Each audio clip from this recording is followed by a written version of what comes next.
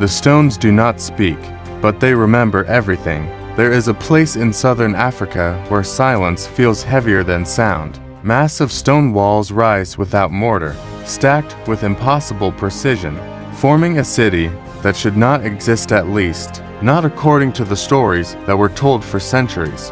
A city abandoned, erased, and then rewritten by those who refused to believe who built it.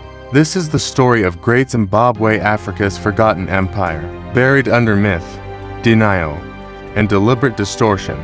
Long before European ships carved their way along African coasts, before colonial borders fractured the continent, something powerful was already rising deep within the land we now call Zimbabwe. It begins quietly, almost invisibly, around the 11th century. A growing community of the Shona people settles among granite hills, shaping their environment with patience and intent. At first, it is not a city. It is a center, a place of gathering, of trade, of ritual. But slowly, something changes. Stone begins to rise, not crude shelters or scattered walls, but massive, carefully constructed enclosures. Granite blocks are cut and placed with precision so exact that no mortar is needed. The stones lock together, forming towering walls that curve and twist like something alive. The great enclosure, the hill complex, the valley ruins, each structure more imposing than the last, and the question begins to whisper through time: who built this, and how? Because this is no ordinary settlement. This is power made visible. By the 13th and 14th centuries, Great Zimbabwe reaches its peak. It becomes the beating heart of a vast kingdom, controlling trade routes that stretch across the continent and beyond. Gold flows from the region, ivory is traded, and goods from distant lands, China, Persia, the Middle East, find their way into this inland empire. Think about that for a moment. A city deep in southern Africa, connected to global trade networks centuries before colonial narratives would ever acknowledge such complexity. The rulers of Great Zimbabwe do not just control wealth, they control perception. The towering stone walls are not just defensive structures, they are symbols, messages carved in granite, declaring dominance, stability, and authority. Inside these walls, elites live apart from the rest, their power physically elevated, watching over a population that may have reached tens of thousands. And then there are the birds, carved from soapstone, perched in sacred spaces, silent and watchful. Their meaning remains unclear, but they feel like guardian symbols of something spiritual, something deeper than politics or trade. Even now, they seem to be watching, waiting. Everything about Great Zimbabwe suggests permanence, strength, continuity, which makes what happens next even more unsettling, because one day, it begins to fade. No great war is recorded, no catastrophic destruction marks its fall. Instead, there is something more disturbing. A slow, quiet abandonment. By the 15th century, the city that once dominated the region is being left behind. The fires go out, the walls remain, but the voices disappear. Why? Theories emerge: overpopulation, resource depletion, shifting trade routes, environmental strain. Each explanation tries to make sense of the silence, but none fully satisfy. It feels incomplete, like a story missing its final chapter. And so Great Zimbabwe becomes something else, a mystery. Centuries pass, the ruins stand alone, withered but unbroken, as if waiting for someone to return.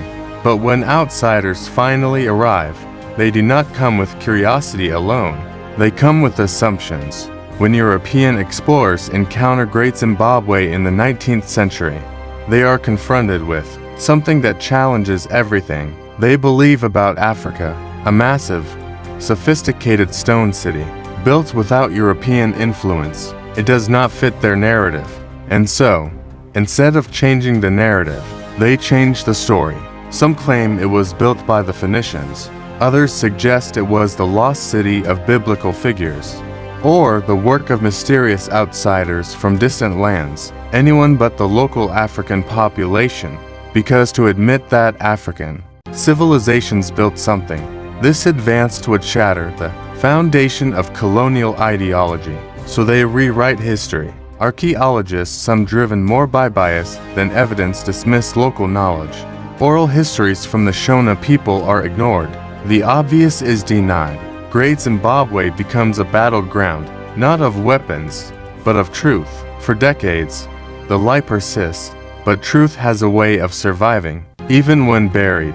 In the early 20th century, careful archaeological work begins to strip away the myths. Researchers start to examine the site without the filter of colonial assumptions. They study the artifacts, the construction methods, the cultural connections, and slowly, the real story emerges. Everything points back to the Shona people. The architecture aligns with local building traditions. The artifacts connect to regional trade networks controlled by African societies. The timeline fits perfectly within the known development of indigenous civilizations. The evidence becomes undeniable. Great Zimbabwe was not built by outsiders. It was built by Africans, not as an anomaly, not as an accident, but as a deliberate, sophisticated expression of power, culture, and identity. And suddenly, the silence of the stones feels different, not empty, but suppressed, because this was never just about ruins. It was about control over history itself. If you can control the story of the past, you can justify the power structures of the present. But Great Zimbabwe refuses to be rewritten forever. Today, it stands as one of the most important archaeological sites in Africa, not just for what it was, but for what it represents, a challenge to the narratives that tried to erase it. Yet even now, questions remain. Why was it truly abandoned? What internal struggles, unseen forces, or hidden decisions led to its decline? What secrets are still locked within those stone walls? The birds still watch, the corridors still echo, and the truth is still unfolding, because Great Zimbabwe is not just a story of rise and fall. It is a story of denial, rediscovery, and the quiet resilience of truth against distortion.